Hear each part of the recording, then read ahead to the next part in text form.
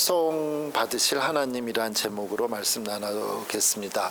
여러분 어렸을 때나 아니면 지금이라도 혹시 글을 써보실 때 시 써보신 적 있으세요? 시요. 시는 짧은 글 안에 아주 많은 내용을 기록되어 있죠. 단어 하나하나 또 띄어쓰기, 심지어 아무것도 기록하지 않은 이 공간, 그리고 다음으로 칸으로 넘어가는 것조차도 다 저자의 의미가 있습니다. 우리가 글을 길게 쓰는 것도 사실 힘이 들지만 그 내용을 간단히 기록하는 건 더 힘들죠.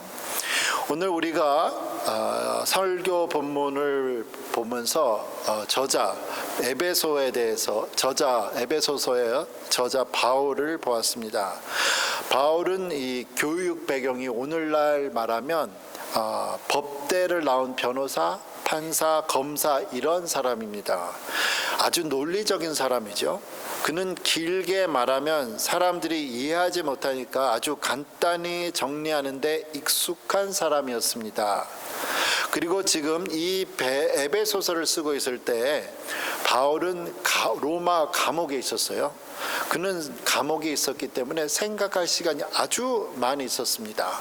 이렇게 시간이 많고 논리적으로 짧게 글을 쓰는 능력이 있는 바울이지만 오늘 우리가 읽은 이 설교 본문, 에베소서에 있는 이 설교 본문 1장 3에서 14절에서 그의 문장력은 다릅니다. 이 에베소서 1장 3에서 14절 우리가 많이 이렇게 끊어 읽었잖아요.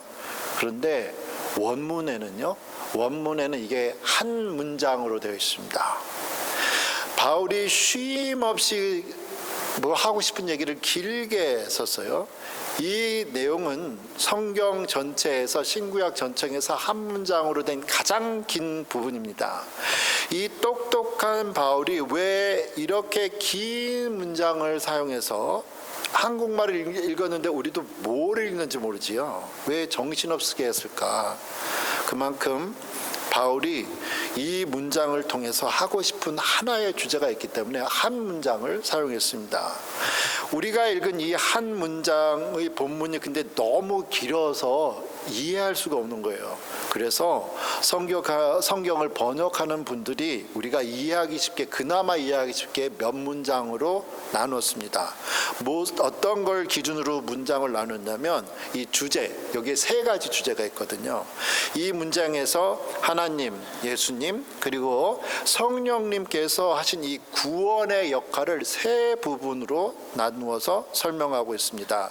첫 번째가 성부 하나님께서 주권적 선택이 3장 6절에, 그리고 두 번째는 성자 하나님 아버지 아들 예수님의 하나님의 구속 사역을 찬양하는 게 7에서 12절, 그리고 마지막 13에서 14절은 하나님께서 도장을 꽉 찍으신 이 사역, 너는 내 것이라고 도장 꽉 찍으신 이 인치심이라는 표현을 사용하는데 성령님을 나타내고 있습니다.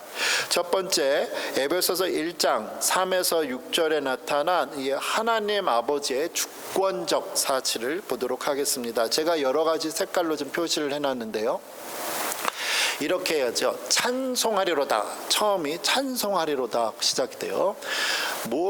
누구를, 하나님을, 근데 하나님이 누구시냐? 곧 우리 주 예수 그리스도의 아버지께서 뭘 하셨냐면 그리스도 안에서 하늘에 속한 모든 신령한 복을 우리에게 주시리라. 곧 창세 전에 그리스도 안에서 우리를 택하사 우리로 사랑 안에서 그 앞에 거룩하고 흠이 없게 하시려고 그 기쁘신 뜻대로 우리를 예정하사 예수 그리스도로 말미암아 자기의 아들들이 되게 하셨으니 이는 그가 사랑하시는 자 안에서 거저 주시는 바 그의 은혜의 영광을 선포하는 것이다 고 말씀을 하고 있습니다. 그래서 구원의 주체가 하나님 아버지다라는 거죠. 그리고 4절에 보시면 하나님께서 구원받을 자들을 택하신 표현들이 있습니다. 그게 제가 표시를 해놨는데 언제 구원을 하시겠냐? 창세 전에 4절에 우리를 택하사, 그리고 5절에 그 기쁘신 뜻대로 우리를 예정하사라고 하죠. 이러한 표현들을 보면 하나님께서 구원받을 자들을 선택하시고 예정하신 때가 언제냐면 우리가 바로 태어나기 전이 아니라 창세 전에, 세계가 만들어지기 전에 벌써 하나님께서 우리를 택하셨고 구원하시기로 예정하셨다. predestination이라는 영어 표현을 사용을 하고 있습니다. 이 세상이 만들어지기 전에 우리는 구원받은 자들을 택하셨다는 거예요. 그 택함의 기준은 뭐냐? 5절에 말씀하시는 것처럼 하나님 마음대로예요. 하나님의 기쁘신 뜻대로 우리가 택함을 받았습니다. 이러한 하나님의 절대 주권적 선택으로 우리가 하나님의 귀하고 귀한 자녀들이 되었다는 거죠. 우리는 여기서 우리의 구원이 무엇인가 해서 구원론이라는 것을 우리가 교회에서 가르칠 때 예정론이라는 단어가 이제 5절에 있잖아요. 우리를 예정하사, 이게 두 번 우리가 읽은 데 나오는데 predestination이에요. 우리의 destination이 이미 전에 정해진 거예요. 이 예정론은 하나님께서 우리가 앞으로 미래에 일어날 일들에 대해 다 하나하나 계획을 세우셨다는 뜻이 아닙니다. 오늘 우리가 아침에 일어나서 무슨 반찬을 먹을지, 밥을 굶을지를 하나님께서 미리 정하시지 않으셨다는 거예요. 하나님께서는 우리에게 이러한 소소한 일들을 결정할 자유의지를 주셨죠.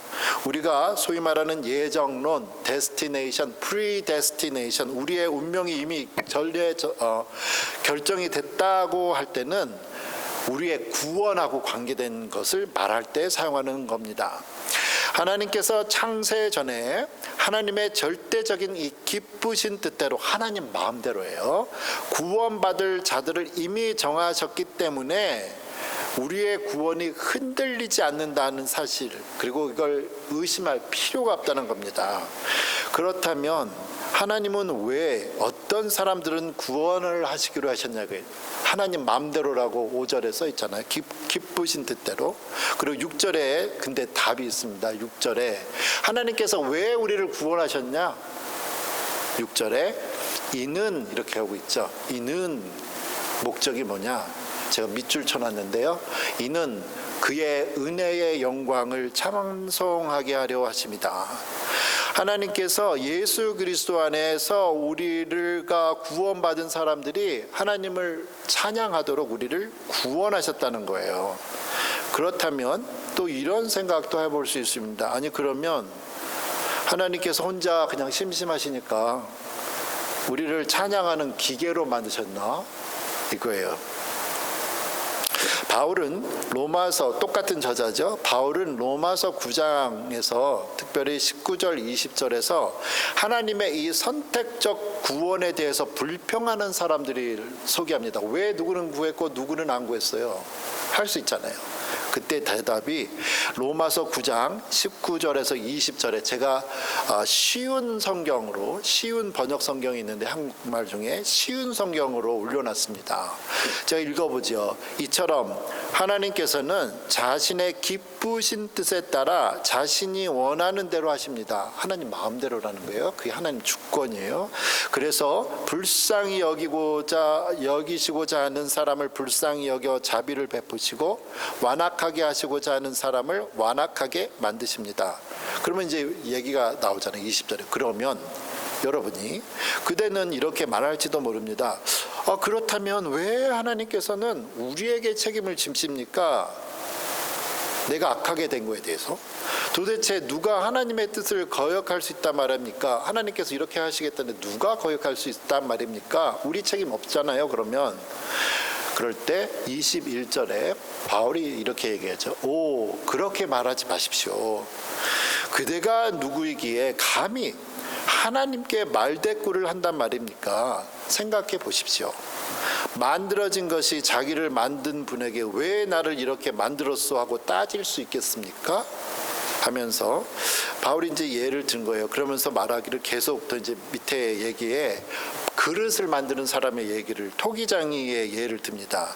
토기장이 그릇을 만드는 사람이 진흙으로 어떤 모양은 이것을 만들려고 하고 이거는 이쪽 염도를 떤다고 할 때 그러한 그릇들이 아니 왜 날 이렇게 만들었어요? 하고 항의할 수 있겠냐는 거죠. 없다는 겁니다. 하나님께서 누구는 구원하시고 왜 누구는 안 구원했습니까? 우리가 할 수 없다는 거예요. 그러한 질문은. 우리는 우리를 죄의 죽음에서 건지신 하나님을 찬양하는 가장 그게 우리가 해야 될 일이에요. 그래서 나를 구원해 주셔서 감사합니다.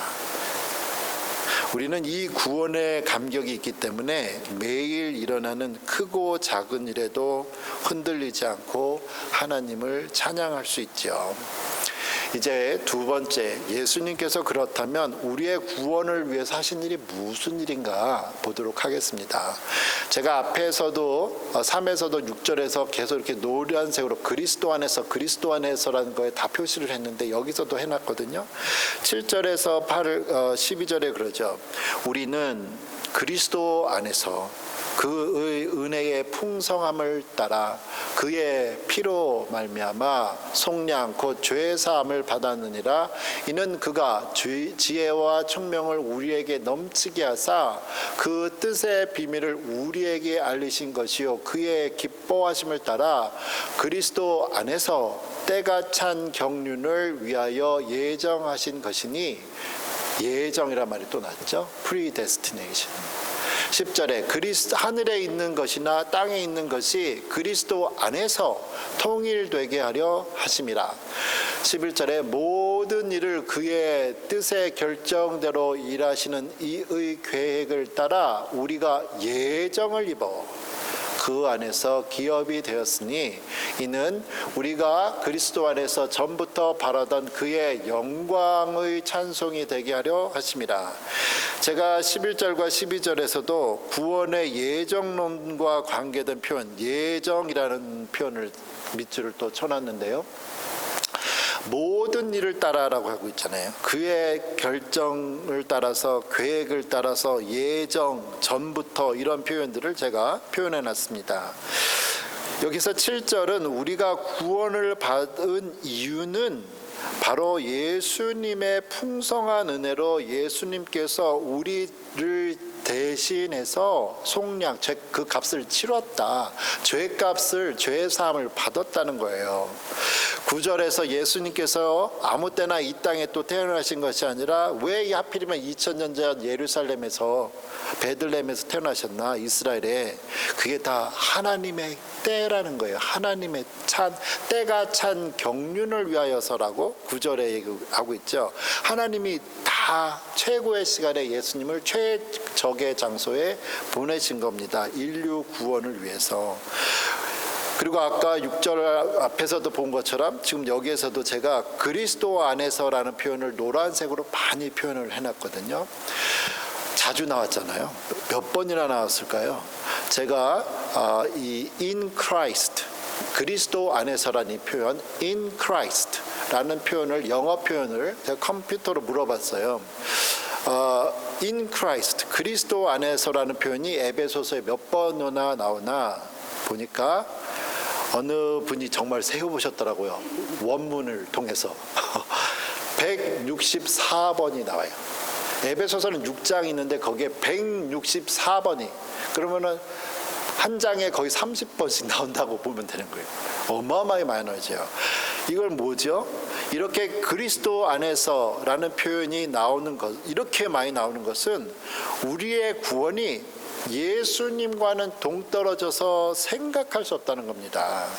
우리의 구원은 오직 예수님의 아들, 하나님의 아들 예수 그리스도를 통해서만 이루어진다는 거예요.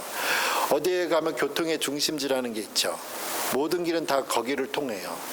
바로 이것처럼 10절에서 보시면 이 세상의 모든 일들의 중심, 구원의 중심, 통일되게 하셨다 예수님이에요. 12절에서도 다시 한번 우리가 예수님을 통해 구원을 그럼 왜 받게 됐나? 예수님이 왜 우리를 위해서 십자가에서 죽으셨나? 12절에 이는 목적이 있죠. 우리가 그리스도 안에서 전부터 바라던 그의 하나님의 영광의 찬송이 되게 하려 하심이다 라고 말을 하는 거예요. 우리가 구원을 왜 받았는가 라는 거죠. 하나님을 찬양하도록 이에요. 우리의 존재의 목적이 하나님을 찬양하는 것이기 때문에 우리는 우리가 하는 모든 일에 최선을 다합니다. 우리가 교회에서 찬양하는 일이나 아니면 무슨 일을 하든지 청소를 하든지 보드를 하든지 간에 어떤 것은 귀하고 어떤 것은 덜 귀한 게 아니라는 거죠. 하나님께서는 우리에게 맡겨주신 모든 일에 하나님을 찬양하며 또 기쁨으로 나아가기를 원하셔서 우리를 구원하신 거예요. 이제 하나님의 구원의 계획을 이루시는 그럼 성령님은 무슨 일을 하셨나? 에베소서 1장 13절 14절에 말씀을 하고 있습니다. 성령님은 도장을 꽉 찍은 역할을 하셨다 그래요. 13절에 그 안에서 예수님 안에서 너희도 진리의 말씀 곧 너희의 구원의 복음을 듣고 그 안에서 또한 믿어 약속의 성령으로 인치심을 받았으니 이는 우리 기업의 보증이 되사 그 얻으신 것을 속량하시고 그의 영광을 찬송하게 하려 하심이라. 성령님이 무슨 일을 하셨냐면 우리가 죄인 되었을 때 죽었잖아요. 죽었기 때문에 뭐가 어떻게 되는지 모른다고요. 죽은 사람은 죄로 인해서 죽은 사람을 모르는데 복음을 들어야 되잖아요.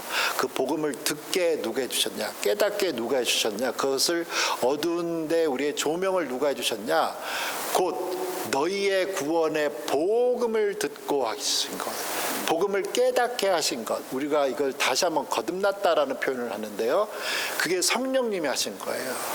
그래서 복음은 아무나 알아들 수 없고 성령님이 그 마음에 와두신 분이 할 수 있고, 그게 성령님께서 하시는 일이고요.